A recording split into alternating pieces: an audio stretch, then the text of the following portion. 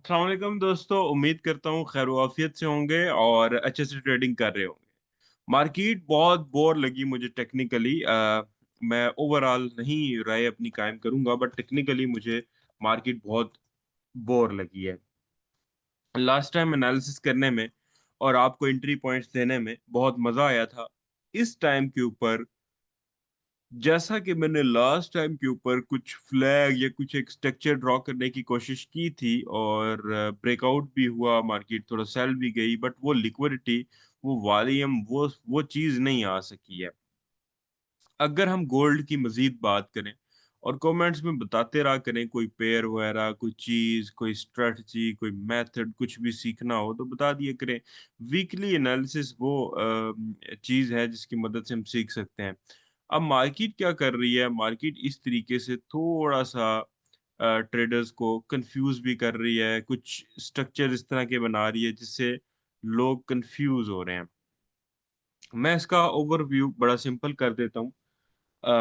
अगर मैं सच बताऊं तो मुझे इस मार्केट में कहीं पे भी वॉल्यूम नजर नहीं आया है, ठीक है। ओवरऑल इस जगह पे बिल्कुल मार्केट बिल्कुल स्लो वॉल्यूम के साथ मूव कर रही है, एक साइड वे है। और साइड वे गोल्ड के अंदर बनता है, अगर हम T1 के अंदर भी देखें और ओवरऑल भी स्ट्रक्चर प्यारे भाइयों देखें तो साइड वे तो बनता ही बनता है। तो अब यहाँ पे डबल टॉप, यहाँ पे पीनट और यहाँ पे भी एक स्ट्रक्चर मुझे H4 के ऊपर सिमेट्रिकल टाइप का ना एक स्ट्रक्चर लग रहा है। ये देख सकते हैं, बड़ा खूबसूरत किस्म का सिमेट्रिकल। कहता है कि भाई मार्केट को ना भेजो सेल।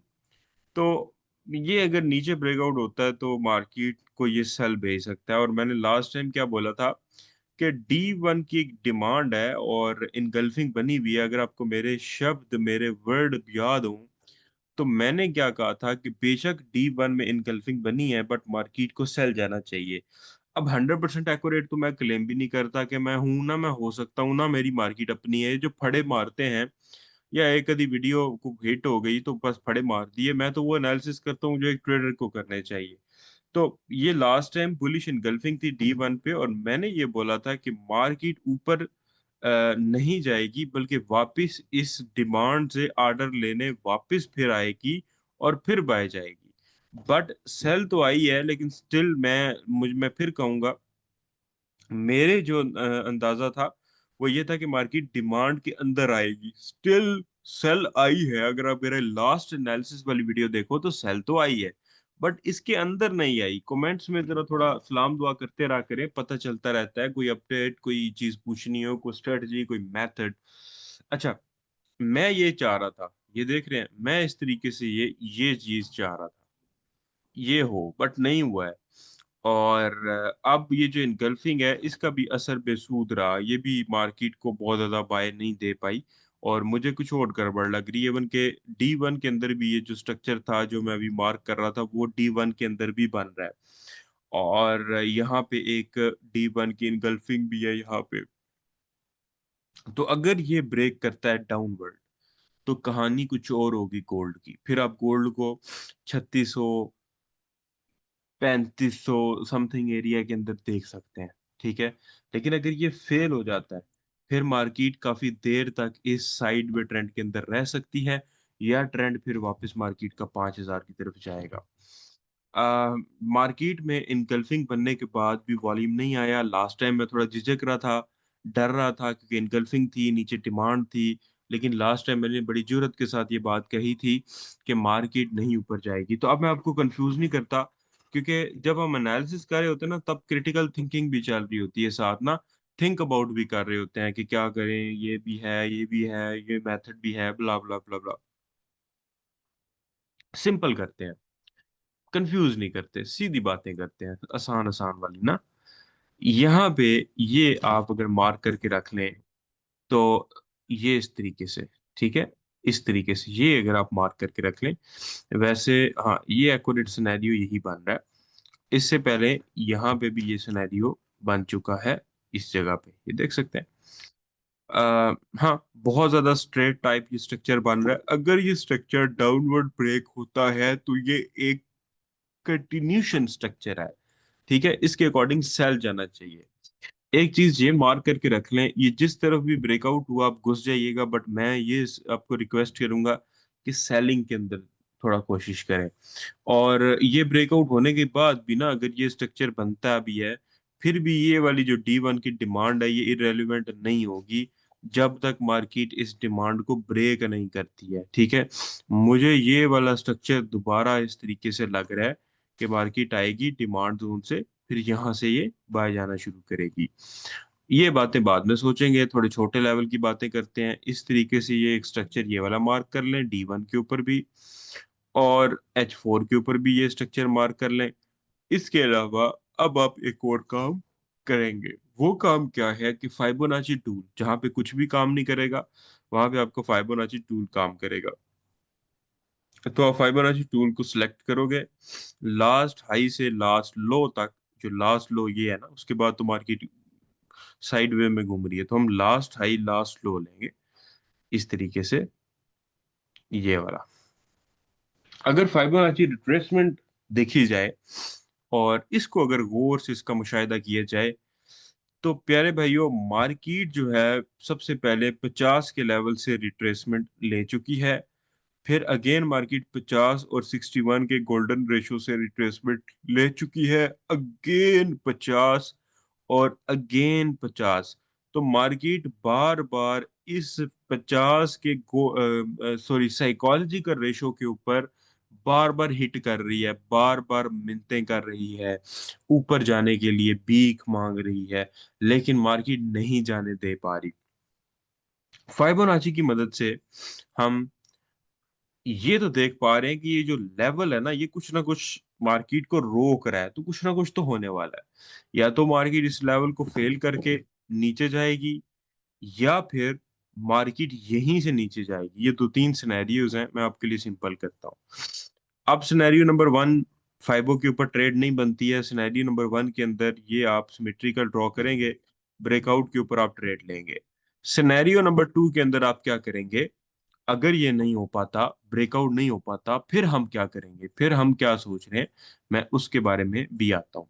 मैं दोबारा यहाँ पे फाइबर ड्रॉ करूंगा, और आज मैं गोल्ड की बात करने वाला हूँ, गोल्ड के अलावा मैं बात नहीं करूंगा आज। अगर यहाँ पे हम फाइबोनाची रिट्रेसमेंट टूल लगाते हैं, अच्छा मैं ना आपको थिंकिंग भी सिखा रहा हूँ। मैं सीधा भी बोल सकता हूँ ये सेटअप बन गया, ये फाइबो लेवल है, यहाँ से मैं थिंकिंग सिखा रहा हूँ। ठीक है, थिंक करना है हमने, थोड़ा सा मार्केट को पहले अपने जहन को कंफ्यूज करना है, फिर सोल्यूशन हासिल करने की कोशिश करनी है। ये नहीं कि ये देखें ये लेवल से नहीं, क्या लेवल किधर से निकाला भाई लेवल तूने। अक्सर एक दो कमेंट्स लास्ट टाइम मैंने मेंशन किया था, एक ही था कि भाई आपने को नो लेवल ड्रॉ किया, बस सीधे एनालिसिस कर दिए। भाई देखो मेरा मकसद तुम्हें सिखाना है, मैं ऐसा टीचर एनालिसिस करता हूँ। शशका मारना हो तो मैं पूरा दिन सोशल मीडिया पे बैठा रहूं। अच्छा प्यारे भाइयों, अब या तो सिनेरियो नंबर वन ये प्राइस एक्शन का ये सिमेट्रिकल ट्रायंगल है। सिनेरियो नंबर टू है कि मार्केट यहाँ से 78 से फिर इस वाली सप्लाई से, क्योंकि ये सप्लाई भी है और 78 का लेवल भी है, लास्ट रिट्रेसमेंट है, SL ये पॉइंट बनता है, यहां से फिर मार्केट गिरे। यानी गोल्ड अब एक बाय का मूव दे, और अगर ये गोल्ड बाय का मूव कंप्लीट करता है, तो ये एक फ्लैग H4 का बन जाएगा, एक फ्लैग स्ट्रक्चर भी बन जाएगा। यानी ये अपने आप में एक पैटर्न बन जाएगा। समझ रहे हैं ना, एक बाय का मूव 78 लेवल तक का, या 61 तक का, 61 तक तो कंप्लीट नहीं होगा, 78 तक का एक फ्लैग स्ट्रक्चर बना सकता है। इसके अलावा यहाँ पे एक सप्लाई का लेवल है, मैं मार्क कर देता हूँ सप्लाई कौन सी मैं कहता हूँ। हम सप्लाई एंड डिमांड के मेथड में, जिसकी रजिस्ट्रेशन वीडियो आने वाली है, और बल्कि रजिस्ट्रेशन स्टार्ट हो चुकी है, आप अपने एडमिन हजरात से रब्ता करके सप्लाई एंड डिमांड के अंदर दाखिला ले सकते हैं। जो ओल्ड स्टूडेंट है जुलाई तक के, अगस्त तक के, वो दाखिला ले सकते हैं। नए स्टूडेंट्स को अलाउ नहीं है, वो अगले बैच में आइएगा। ये देखें ये एक सप्लाई का लेवल है, और अगर मार्केट सप्लाई एंड डिमांड के मेथड के तहत अगर एक स्विंग और बनाती है, तो कंप्रेशन भी है, ये कंप्रेशन भी होगा ये वाला सब। और अगर प्राइस एक्शन को देखा जाए, तो ये एक फ्लैग का स्ट्रक्चर बन जाएगा, ये देख रहे हैं फ्लैग का। तो सप्लाई प्लस फ्लैग, फाइबो का 78 का लेवल, ये तीन चीजें इस जगह पे मौजूद है। लेकिन ये सिनेरियो नंबर टू है। सिनेरियो नंबर वन हमने क्या बताया, सिनेरियो नंबर वन हमने प्यारे भाइयों ये बताया कि ये इस तरीके से आप मार्क करेंगे, और अगर डाउनवर्ड ब्रेकआउट होता है तो गो फॉर इट। लेकिन scenario number two, this was the supply, ठीक है, एंड आल्सो ये 78 का गोल्डन रेशो फाइबो का, एंड आल्सो एक स्विंग और बना तो पॉसिबिलिटी है कि ये फ्लैग स्ट्रक्चर भी बन जाए। तो ये एरिया ऑफ सेलिंग होगा, और फ्लैग का सेलिंग तो आपको पता है कि फिर हम ब्रेकआउट के ऊपर ही सेलिंग करते हैं। तो ये मेरे एनालिसिस है, ये मेरे प्योरली एनालिसिस है। अगर लॉन्ग टाइम फ्रेम के ऊपर जाएं तो ये एक सपोर्ट मिली है मार्केट को, ऐसा लग रहा है कि मार्केट एक लंबे अरसे के लिए यहाँ पे साइड वे में रुकने वाली है। जैसे यहाँ पे हुआ था एक लंबे अरसे के लिए साइड वे, यानी ये साइड वे स्टार्ट हुआ था अप्रैल को, और ये साइड वे तकरीबन ब्रेकआउट हुआ था सितंबर के अंदर। तो 5-6 महीने मार्केट साइड वे खेलती रही। अ, हो भी सकता है और नहीं भी हो सकता, बट जो मैंने सिनेरियोज बताए हैं उनके पीछे मैं प्रॉपर जोन बता रहा हूँ। अब आपका जोन वाला गिला भी खत्म हो जाएगा। ये मैं ओवरऑल इंट्राडे में अगर देखूं तो इंट्राडे में भी तकरीबन वही स्ट्रक्चर बनते हैं, इसको मजीद बोर नहीं करते। प्यारे भाइयों, फंडामेंटल का कोर्स हम पहले तो नवंबर दिसंबर में कर रहे थे, लेकिन नवंबर में सप्लाई एंड डिमांड का कोर्स आ चुका है, जो कि नवंबर 25 को स्टार्ट होगा और दिसंबर में खत्म होगा। तो अब हम थिंक अबाउट ये कर रहे हैं कि अब हम न्यू ईयर में कोई फंडामेंटल की आपको बड़ी अपडेट देंगे, और ये फाइनल होगी, इससे आगे हम नहीं करेंगे, क्योंकि बैचेस होते हैं, टाइम ही एडजस्ट नहीं हो पा रहा होता। जाहिर है एक टाइम पे एक बैच ही करेंगे ना, सारे बैचेस खोल लेंगे, एक भी नहीं होगा मैनेज। तो बैच का नाम लेना बहुत आसान होता है, कंडक्ट करना मुश्किल होता है। अच्छा, फंडामेंटल एनालिसिस वही यूएस शटडाउन डाटा जो आएगा वो इम्पैक्ट होगा डाटा, बल्कि इतवार को मैं एनालिसिस रिकॉर्ड कर रहा हूँ, लास्ट डेट डाटा की वजह से एनालिसिस लेट रिकॉर्ड किए। और डाटा नहीं आएगा, ठीक है, आएगा भी नहीं, क्यों? क्योंकि ये आप देख सकते हैं most of the time data आ भी जाता है, बट डेफिनेटली जब इदारे बंद हैं, बजट नहीं मिल रहा, तो प्रॉपर डाटा मिलेगा भी नहीं। तो कोई फंडामेंटल न्यूज़ नहीं है। जीडीपी की एक न्यूज़ है जो कि नेगेटिव है, ऑस्ट्रेलियन डॉलर की पॉजिटिव न्यूज़ है, और कोर सीपीआई,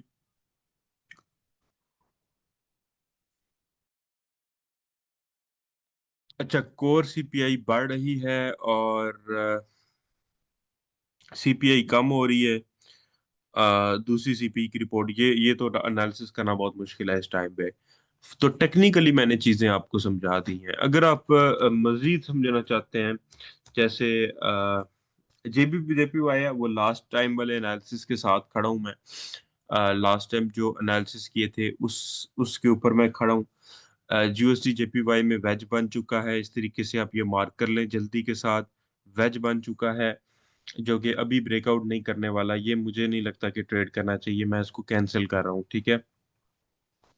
और अगर हम यूरो यूएसडी पे भी हम फाइबोनाची अप्लाई करें तो कुछ एनालिसिस हमें वहां पे भी मिल जाते हैं। अभी 61 के एग्जैक्ट 61 के गोल्डन रेशो से ये रिजेक्ट होके नीचे आ रहा है, ठीक है, लेकिन अभी वेट कीजिएगा। मंडे को अगर कोई ना कोई ये एविडेंस देता है तो आप यहाँ से 61 से एक सेल की एंट्री ले सकते हैं, ऊपर एक ऐसे लगा सकते हैं, लेकिन इनगल्फिंग या कोई ना कोई कैंडलस्टिक पैटर्न देखने के बाद। और अगर हम जीबीबीयूएसजी में भी सेम फाइबो का इस्तेमाल करें, फाइबोनाची रिट्रेसमेंट टूल का, तो इसमें भी H4 का टाइम फ्रेम ओपन किया है। अ, मैं अगर इसको ये क्या लग गया, अ, इसको अगर हाई लेता हूँ, बट मुझे नहीं लगता कि ये एक स्विंग है। Go for D1।